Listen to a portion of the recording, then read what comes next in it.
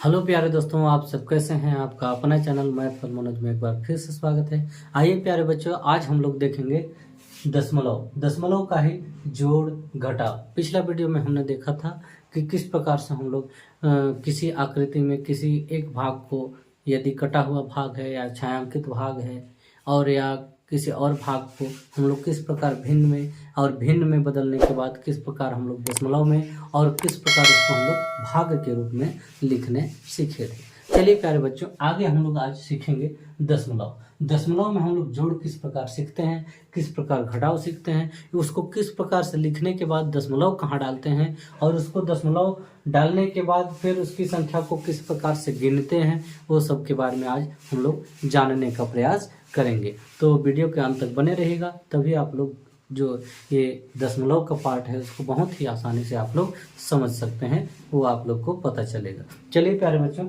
शुरू करते हैं। सबसे पहले क्वेश्चन नंबर 1 को हम लोग शुरू करेंगे। ये जो पहला क्वेश्चन इसको है सोल्व करेंगे, उसके बाद दूसरा क्वेश्चन सोल्व करेंगे। चलिए देखते हैं। सबसे पहले ये जो संख्या है इसको बहुत ही ऊपर से नीचे की ओर लिखेंगे, मतलब ये संख्या के नीचे में इसको है ना 7 6 मतलब 76 है ना 0.74, लेकिन इसको हम लोग 74 नहीं पढ़ेंगे। क्यों नहीं पढ़ेंगे? क्योंकि दशमलव के बाद की संख्या को एक एक करके गिना जाता है।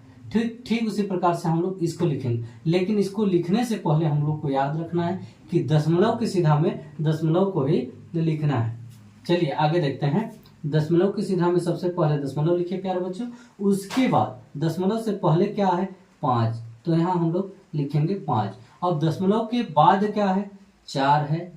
अब ये कितना है, ये 3 है। अब ये कितना है 6। अब इसको हम लोग यहाँ पर धन चिन्ह लगाएंगे। अब उसके बाद हम लोग इसको जोड़ेंगे। अब देखिए यहाँ 2 संख्या है, यहाँ 3 संख्या। यदि चाहे तो आप यहाँ पर 0 बढ़ाकर इसको भी 3 संख्या आप लोग कर सकते हैं। उसके बाद इसको जोड़ेंगे, है ना। चलिए जोड़ते हैं। 6 में 0 जोड़ेगा तो 6 आएगा प्यार बच्चों। अब 4 और 3 कितना होता है 7, तो हम लोग यहाँ लिखेंगे 7। अब 7 और 4 क्या होता है 11 का प्यारे बच्चों हम लोग लिखेंगे 1। अब एक हासिल जो बचा है उसको इस लाइन में हम लोग लिखेंगे, या तो उसको उसी लाइन में जोड़ देंगे। चलिए हम लोग लिखते नहीं हैं, इसको हम लोग डायरेक्ट बनाते हैं। अब देखिए 6 और 5 कितना होता है प्यारे बच्चों 11, और एक हासिल बचा था वो कितना हो गया 12 का क्या लिखेंगे 2। जैसे ऐसे 12 होता है, इसमें 2 को हम लोग लिखे। अब 7, अब इसके नीचे कोई नहीं है तो 7 और 1 ये बचा है, उसको जोड़ेंगे तो 8 हो जाएगा। अब ये देखिए दशमलव की सीधा में हम लोग डायरेक्ट हम लोग यहाँ दशमलव लिखेंगे। ठीक उसी प्रकार से हम लोग अगला क्वेश्चन ये वाला को सोल्व करते हैं। चलिए देखते हैं। सबसे पहले लिखेंगे 54.3। 54.3। अब देखिए यहाँ पर दशमलव सबसे पहले लिखेंगे, दशमलव लिख दिए। उससे पहले क्या है, दशमलव से पहले क्या है 7 है। अब दशमलव के बाद क्या है 7 है। 7 के बाद क्या है 5 है, 5 लिखेंगे। उसके बाद क्या लिखेंगे 4 लिखेंगे। अब हम लोग इसको क्या करेंगे जोड़ेंगे। जैसे यहाँ धन चिन्ह लगाएंगे पहले। अब उसके बाद देखिए यहाँ एक ही संख्या है और यहाँ कितना संख्या है 3, तो हम लोग यहाँ पर 0 क्या करेंगे बढ़ा देंगे। यदि नहीं बढ़ाएंगे तो भी कोई दिक्कत नहीं है, लेकिन इसको सीखना जरूरी है, क्योंकि 0 बढ़ाएंगे तो घटाव बनाते समय हम लोग को काम आएगा, है ना। तो चलिए देखते हैं। 0 और 4 क्या हो जाएगा 4 ही होगा। 0 और 5 क्या होगा 5 क्या होगा, है ना। 7 और 3 क्या हो जाएगा 10 का हम लोग लिखेंगे 0। एक हासिल बचेगा, है ना, एक हासिल बचा, उसको इस लाइन में जोड़ेंगे। 7 और 4 क्या होगा 11, और एक हासिल था वो क्या हो गया 12 का लिखेंगे 2। अब 5 और 1 क्या हो गया 6। इस प्रकार से देख सकते हैं, बहुत ही आसान है प्यारे बच्चों। घटाव की संक्रिया को हम लोग किस प्रकार से बनाएंगे, चलिए हम लोग देखते हैं। सबसे पहले इस क्वेश्चन को हम लोग बनाएंगे घटाव, है ना। जैसे क्वेश्चन लिखा हुआ है, सबसे पहले इसी को लिखेंगे, पहले वाला को 15.73।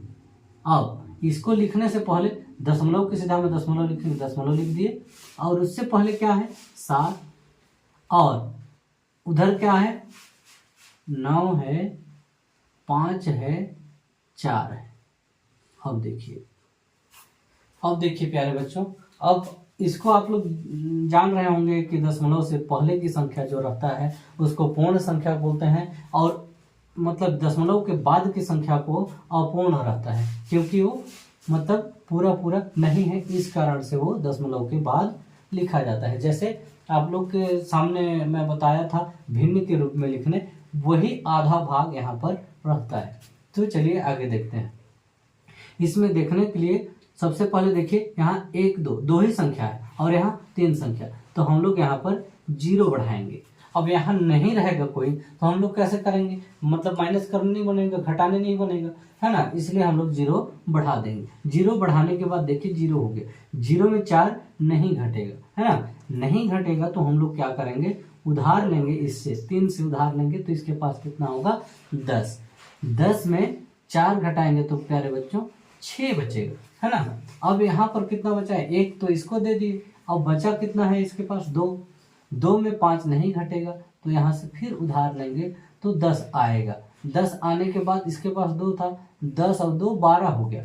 12 में 5 घटाएंगे तो क्या बचेगा, 7 बचेगा। अब इसके पास कितना बचा है, 7 में 1 इसको दे दिए तो 6 बचा। 6 में से 9 घटाएंगे, फिर नहीं घटेगा, फिर ए वाला यहाँ चला जाएगा उधार लेने के लिए। अब तो इसके पास कितना आ जाएगा, 6 पहले से है, 10 आ जाएगा तो 16 हो जाएगा। 16 में 9 घटाएंगे तो क्या बचेगा, 7 बचेगा। अब दशमलव के सीधा में पहले भी दशमलव डाल सकते हो। अब यहाँ पर देखना है 4 में 7 नहीं घटेगा, उधार लेंगे तो 10, मतलब 14 में फिर क्या घटाएंगे 7, तो बचेगा 7। इस प्रकार से आप लोग देख सकते हैं, बहुत ही आसान है प्यारे बच्चों। उसको बहुत ही सावधानी पूर्वक सबसे पहले दशमलव के सीधा में दशमलव लिखेगा, उसके बाद बहुत ही आसान है। चलिए आगे देखते हैं। ये क्वेश्चन को लिखते हैं 97.3 और उसके बाद उसके नीचे क्या है, दशमलव। सबसे पहले दशमलव लिखेंगे, दशमलव से पहले क्या है 6 है, और दशमलव के बाद क्या है 7 और 9, ऐसे। उसके बाद यहाँ घटाव से। अब यहाँ फिर से वही समस्या आ गई। देखिए ऊपर में एक ही संख्या है, नीचे में 2 संख्या है, तो हम लोग यहाँ क्या करेंगे 0 बढ़ा देंगे। इस प्रकार से आप लोग देख सकते हैं ये क्वेश्चन जो है इसी के समान हो गया। तो आप लोग इसका आंसर जो है आप लोग कमेंट बॉक्स में अवश्य लिख के भेजिएगा। आशा करता हूँ कि आप लोग इस वीडियो के अंत तक बने रहे और समझ गए होंगे। तो वीडियो के अंत तक बने रहने के लिए आप सबका बहुत बहुत धन्यवाद। जय हिंद प्यारे बच्चों, वंदे मातरम।